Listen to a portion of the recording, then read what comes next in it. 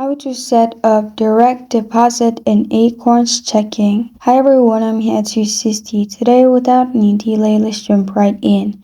To set up direct deposit in Acorns, what you need to do is log into your account from Acorns app or acorns.com, which is the website. There, click on Checking. After you click on Checking in there, click the gear icon, then select Set up Direct Deposit.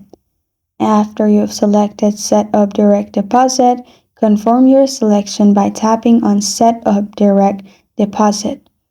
You'll then be directed to continue with their partner, Pinwheel, and connect to your employer payroll provider and set up your direct deposit.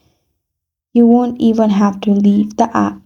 And this is how to set up direct deposit in Acorns Checking. Thank you for joining me today. If this video helps you out, please leave a like and subscribe for more. Got a question or want to suggest a topic? Comment below. Thank you for watching.